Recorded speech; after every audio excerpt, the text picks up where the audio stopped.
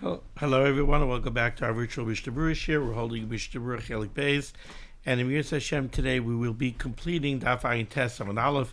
Share today is going to be a little bit curtailed, but I did not want to miss today, so we'll at least finish Ayin Tes Amud Aleph, which we began last week. So, in the previous year, we began Siman Kof Ayin Zayin, Dvarim Haboim B'Seich HaSuda.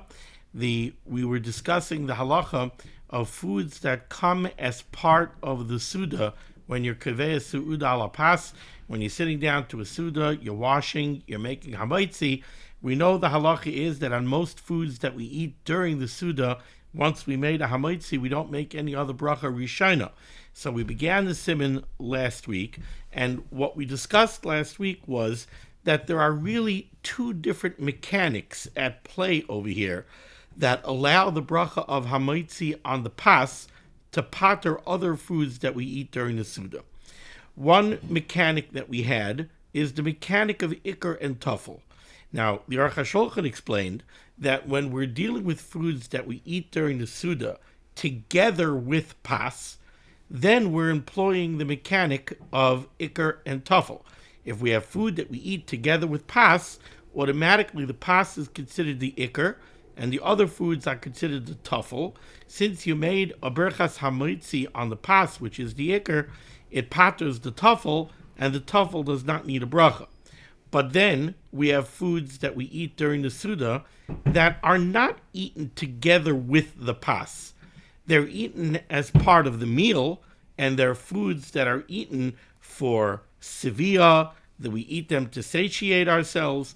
They're eaten for Mazain. They're what gives us nutrition and kayach to do the things that we do during the day.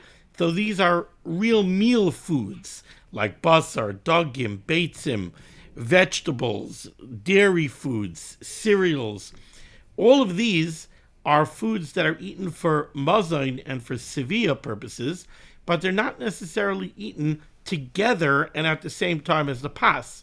Over there, we saw the Aruch HaShulchan who says the reason those are pater from a bracha rishona is because the bracha of hamaitzi lechem in haaretz covers all of those kind of foods, even though they're not lechem, but they are foods that come for the same purpose as lechem. They're foods that are real bona fide meal foods, and therefore, says the Aruch HaShulchan, they are covered with the bracha of hamaitzi.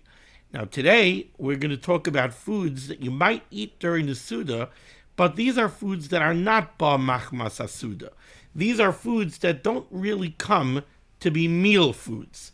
So before we continue, our learning should be a schus for Achenu Kol Beis Yisrael, and the Suda B'Tzara B'Shivya, Ha'imdim Bein B'Yam U'Bein B'Yabasha, Hamakim Yirachem Aleihem, V'Yitzim Yitzar L'Rvacha Me'afel L'Oira Mishib L'Gula, Hashta B'Gala V'Zman Karev Dem Armein, and our learning should be a schus for Shalema, for our real Yosef ben Miriam Rezel, and for Meir ben Chaisara.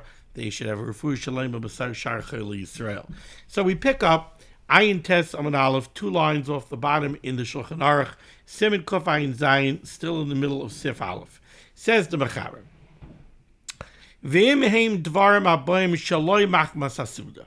Let's say in the middle of the meal, you're eating dvarim haboim shaloi machmas hasuda. These are not really su'uda foods. Dahainu, that is, says the Mechaber, she'ein derech likbaya suda aleim. These are not something that you make a su'uda out of. Lalafes behem as a pas. They're not things that you eat together with bread as part of a suda. Kigoin, for example, says the Mechaber, te'enim, figs, vanovim, grapes, v'chol mine peiros, or other types of fruits. And turning the page, Tayin Tesamid Beis, the Ramah inserts here, V'ayin le'el simin kof samach ches ches, where we learned about pasa babakistin. Pasa babakistin are generally not eaten for suda purposes. So if you eat these kind of foods in middle of the Suda, what's the halacha? Says the Mechaber, it depends. Im oichaloi sam baloi pas, if you're eating these foods during the Suda, and you're not eating them together with the bread, tu'unim bracha lifneim, then they need their own bracha rishona.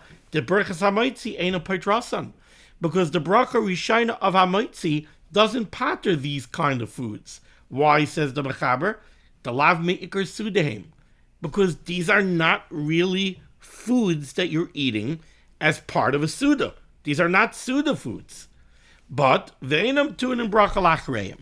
Even though they do need their own bracha rishina, they do not require a separate bracha achroina, dekevet shabo b'sayich hasuda, because since the bottom line is, you did eat them during a Suda, after which you're going to bench, Birkas HaMazon Peitrasam. Birkas HaMazon is a catch-all bracha achroina. Some explain, Aruch HaShulchan most notably, says that this is because Birkas HaMazon is a daraisa. Bracha Akas Bein Shalish is a darabanan, but Birkas HaMazon benching is a daraisa. So it's such a powerful bracha achroina, it's a catch-all bracha achroina. So by bracha rishona, if it's a food that's not ba makmas asuda, it needs its own bracha rishona. It's not covered by the hamoitzi that paters the suda foods. But bracha achroina, as long as you ate it during the meal, benching is going to cover it. Okay, let's take a look here at the Mishnah Berurah, turning back to Ayin Tes Amud Aleph. Mishnah Berurah, Ois Katan Daled, which is a complex Mishnah Berurah. Says the Mishnah Berurah, the Mechaber told us that if you're eating foods that are boim shaloi machmas asuda, these are not real Suda foods. You're eating them in the middle of the meal, but they're not real Suda foods. And the example that the Mechaber gave was, he said, kigoin te'enim. For instance, figs. Says the Mishnah Berurah, v'chein kol davar shaba rak l'kinuach v'loy lahazbiyah. This would include any kind of food that you're eating for kinuach. What does kinuach mean? Kinuach means to put a nice taste in the mouth. The word kinuach, literally, I believe, means to clean out the mouth. The purpose of these foods, you're not eating this food in order to fill yourself up. You're not eating this food in order to gain nourishment. It might provide some level of nourishment, but that's not really why you're eating the food. You're eating the food just to give you a pleasant taste. That's the only reason you're eating this food. That's not called ba machmas asuda. That's not the point of a Suda. The point of a Suda is to take care of your physical needs, to satiate your hunger, to give you kayach. That's the point of a Suda. A pleasant taste is not the point of a Suda. It's nice. You want to have, the food should be pleasant tasting. But, that's like the famous vart of that they say from the Gra on Eishes Chayil. Sheker achein vehevel hayofi. Yofi, beauty, is hevel. What's hevel? Hevel is nothing. Hevel is zero. A zero also is value. If you take a 0 and you put it after a 1, it changes the 1 to 10. If now you tack on another 0 and you put it after the 10, you get 100. So zeros could add value. So it's not necessarily true that 0 has no value. Yofi has value. No one's going to say Yofi doesn't have value, but it's hevel. The Yofi alone is nothing. You put it after something of value, it might increase the value. So it's the same thing over here. Definitely we want our food to be pleasant tasting. But the point of a Suda, if you could concoct some kind of 3D printed food that tastes delicious, but it has absolutely no nourishment to it, it's not going to fill the point of a Suda. Imagine if you produced some kind of food that doesn't fill you up and it gives you no nourishment, but it tastes good. It's pointless. That's not the point of a Suda. So it says the Mishnah Berurah, v'chein kol davar shaba rak l'kinuach v'loy lahazbiyah. Any food that you're eating only for kinuach, only for the pleasant taste, but not lahazbiyah, is not covered by the bracha of hamaitzi. Va'afilu hayu ha'peros lefanu b'shah sheberach hamaitzi. And if we're talking about fruits, this is true even if you had the fruit on the table when you made the hamaitzi. So an apple is not considered a Suda food. A fig is not a Suda food. Grapes are not Suda foods. So even if they were on the table when you made the hamaitzi, they're not covered by the hamaitzi because they're not there for the point of Su'uda, and therefore they're not covered by the Su'uda bracha. Va'afilu heim mivushalim, even cooked fruits. Gamkein eina pas petrasam. The Mishnah Berurah says even cooked fruits are not covered by the bracha of hamaitzi. Kevin she'ein sheyachim lapas, because they're not shaykh to the pas. Again, what does that mean that they're not shaykh to the pas? The pas is the ikr suda food. That's the main food that you eat to fill yourself up. And this is not shaykh to the pas. It's a different category of food. And it's not covered by the bracha of hamaitzi over the suda. Why does he say even if they're cooked? Because once they're cooked, you might lump it together in the whole category of a tavshil. Most tavshilim, most cooked dishes are covered by a maitzi. A cooked fruit dish, now we'll have to qualify that a little bit, but just a baked apple. A baked apple is not a tavshil, that's covered by hamaitzi. If you would stew some fruits together, and only fruit, there's nothing else in there, that's not going to be covered by a maitzi. It's not considered a tavshil, it's a suda food. Now, says the Mishnah Berurah, Va'afilu im bishlu aperos im basar. Even if you made some kind of a cooked fruit dish that was flavored with meat. Now, some people misunderstand this Mishnah Berurah. The words of the Mishnah Berurah mean literally, even if you cooked the fruit together with meat. And people picture in their mind, let's say, a sweet and sour chicken dish where you have pieces of mandarin orange that are part of the dish. My wife has a chicken that she used to, mandarin orange chicken, it's actually called. And you empty out a couple of cans of mandarin oranges as part of the recipe. So you have whole slices of oranges together with the chicken. Over there, the oranges are covered by the hamaitzi because those oranges are clearly a tuffle to the chicken. And the chicken is a tuffle to the pas. So the oranges are covered. That's not what this means. What this means is you made a fruit dish. But it's a fruit dish that is flavored with a little bit of meat or a little bit of fat. So it's a fruit dish. It's not a meat dish that's flavored with slices of orange. It's an orange dish that has a little bit of meat in it. That's what the Mishnah Berurah is talking about here. Va'afilu im bishlo aperos im basar. Even if you have some kind of dish where you cook the fruit together with meat. Mashma mikama achrayim. It's implied by many achrayim, and the Sharitzian, he gives a list. Tzarich levarach aleim. You would still have to make a bracha on this fruit. It doesn't now suddenly become considered a basar tavshil that's covered by a maitzi. Deina peris nasid tfeilin lahabasar. Because, again, in this kind of dish that we're talking about, we're not talking about a dish where the fruit becomes a tuffle to the basar. We're talking about a dish where clearly the fruit is the ikr. The basar or the fat is only a little bit of a flavoring. However, this is not in step with a chayadam. Shakasova writes that peris tfeilin legabe basar. The chayadam seems to have been of the opinion that in such a dish, the fruit would become a tuffle to the basar. Okay? However, B'Sefer Yad HaKtana, I don't know who wrote that sefer. In the Sefer Yad HaKtana, says the Chavetz Chaim Matzasi, he found Shemitzadid Gam Kein Lo Yimid Lo Yavarech. He says this Sefer Yad HaKtana also took the position, like the chayadam, that if you have this fruit dish that was flavored with meat, you would not make a Bari Priya Eitz on the fruit. Elo the cost of tamacher bazeh. But he doesn't agree with the chayadam that somehow the fruit becomes a tuffle to the basar. He says the heichadim of this very interesting svara that has a lot of implications. The heichadim evashel aperos im habasar oyim shuman udvash. He says that when you take the fruit and you make a cooked dish out of it, and you cook it with meat to flavor it, or with fat and honey, v'oisamehen tavshil shekarin apple tzimis. I don't know what that means.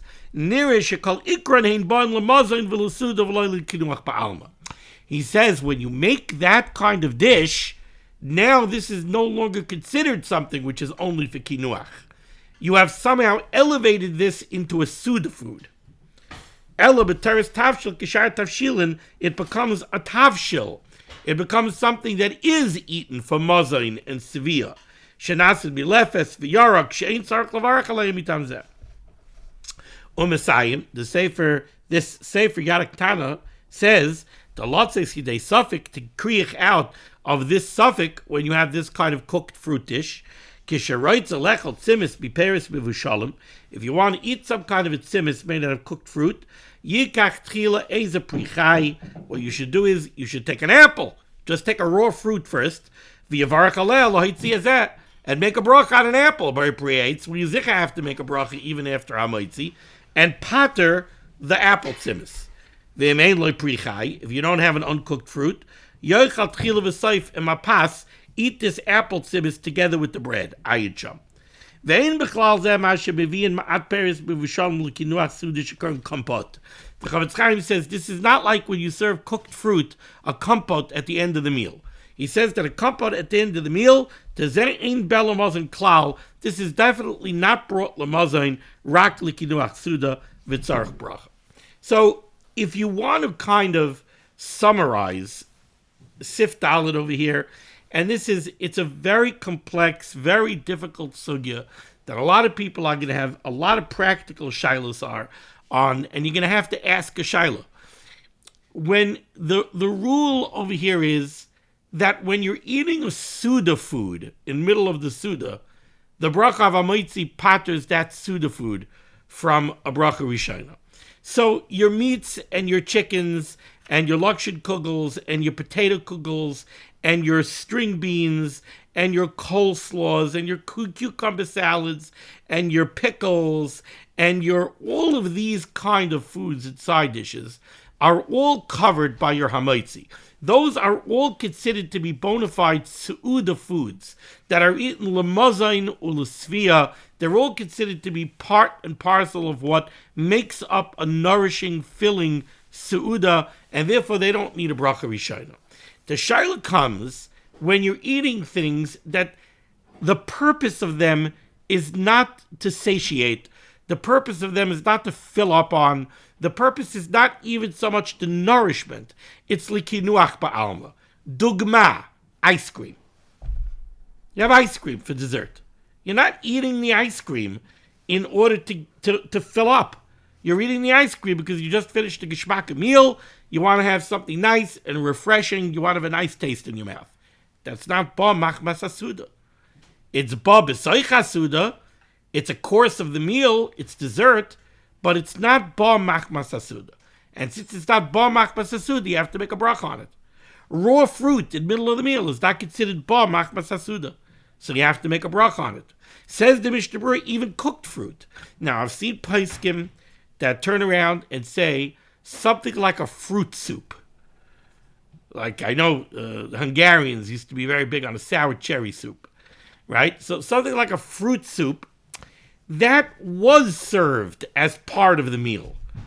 It clearly was meant to be part of the meal. So the poskim say that is something that you make, that is covered by the hamaitzi. You would not need a separate bracha rishona on that.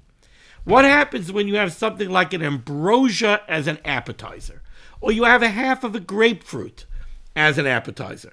Truth is, this is a major machlokes amongst the poskim.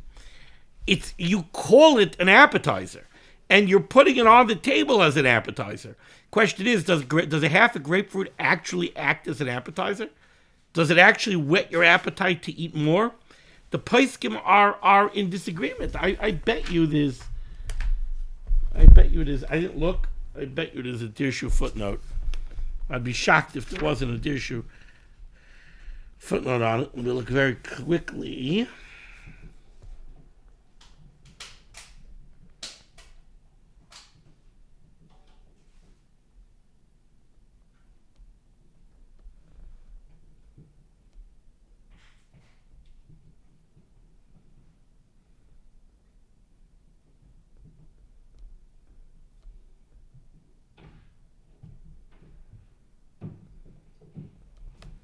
Yeah, he brings down here. Machlokes haposkim, Dirshu footnote number 8.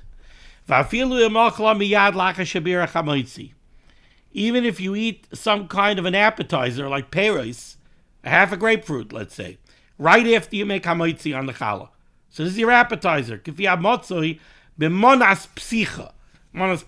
means an opening portion, an appetizer. Kasa b'shal s'tshuva shevet halevi, that's Rav Vosner. Shamikam akum tzarek levarach aleim. It needs the bracha rishayna. Misham she'enim shayachim lebrachas alechav klal. Sharei ein das b'nei adam lahamshich be'em estavis hamaychel. This is not something that you eat in order to whet your appetite. V'chein das agun rishon zaman arbach zatzal. Shekevich abam l'musikus v'loy lazbia. This is something that's eaten for the sweetness, not to fill up. tzarach levarach aleim. V'chein kasav b'shas tshuvas ar l'tzion. However, me'idach das agoyim nis karelitz zatzal she'ein levarach aleim kem she'em ma'orim l'suda. V're'oid ma'ash kasav delel sim kavayin dal sim lam tes. So you have a machlokes hapaiskim over here. You know, in these machlokes hapaiskim, on the one hand, you're very tempted to say safek brachas lahakol. What are we making extra brachas for? If it's the way of the world to serve a half a grapefruit as an appetizer, if it's the way of the world to serve a slice of cantaloupe as an appetizer, if it's the way of the world to serve an ambrosia as an appetizer, and I personally do think that when you sit down to a Suda, even if you're not so hungry, but you sit down and you eat that slice of cantaloupe or the grapefruit or the ambrosia, I think it does whet my appetite. In that case, I'm not making a bar priyetz.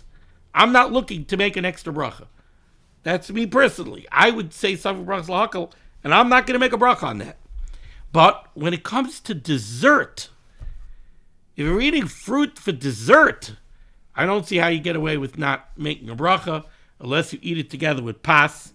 The Mishnah Berurah over here mentions specifically kompot. He says that on kompot you have to make a bracha. Believe it or not, that's the subject of great controversy, because there are those that are made on the Chavetz Chaim that the Chavetz Chaim did not make a bracha on kompot at the end of the meal. And they say he was chayzer, b'soif yamav, he was chayzer, but he didn't change what it says in the Mishnah Berurah. Others, descendants of his, says, no, it's not true. He stuck by his psak that you don't make a bracha on something like kompot. I think people have to really take a look at themselves, how they view these foods. What do they think of these foods? How do they look at them? And when it's pertinent, I think they have to go and they have to ask a shiloh to their individual rov.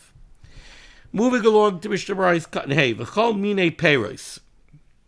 Other types of fruits also, the Mechaber lumps into this category of foods that are eaten for kinuach ba'alma. They're not real Suda foods, and therefore they need a bracha rishayna.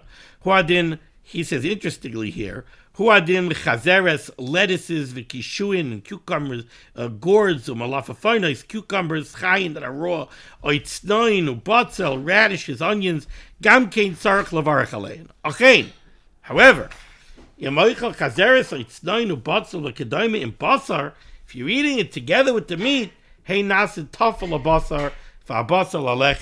then clearly these kinds of salads and everything become considered a tuffle to the basar of the meal, and the basar is certainly a tuffle to the lechem.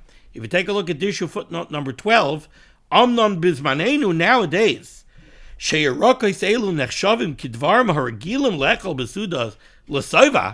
nowadays, lettuce, cucumbers, all of these things are always a part of our meals nowadays, and we do eat them l'soiva. So das agard v'chaim pitcha Scheinberg zatzal she'ein mevarchim aleim b'sech suda. We don't make a separate bracha on them in middle of our suda. V'rak b'zman Mishnah Berurah in the time of the Chavetz Chaim hayaminim elu nedirim v'lo yoynachal l'mazin l'svia. It was hard to get these kind of things, and they weren't considered part of a regular meal. But by us, they certainly are. No one's going to tell you should make a adam on a lettuce salad in the middle of a suda kaveh ala pas, where you went ahead and you made a hamoitzi. Ice cotton vav, and I intestam beis va'anil el sibukov samiches. The Ramah said, "Desham nisparli ni paskisted kishoichlin bem tzudasai." Ice cotton zayin berkes hamasid peitrasam. This is all germane only to the bracha rishayna, not to the bracha achrayna.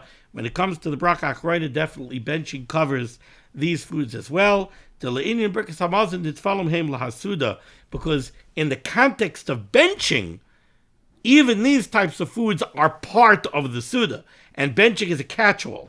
Once you're benching on the foods that you did eat machmas hasuda, it's zikr going to cover the foods even that you did not eat machmas hasuda. So when it comes to benching, we don't need the food to be machmas hasuda in order for benching to cover it. Benching is a catch-all. It will cover whatever you ate previously, will be covered by the benching. Okay, I'm going to stop over here for now. Means Hashem will continue tomorrow. Thank you so much for joining me for limud HaTorah. Schus of limud HaTorah should be made, and Agans Klal Yisrael, the Rosh should say, Yeshua's, Refuah's, Parnassat, Shidduchim, to all those in need.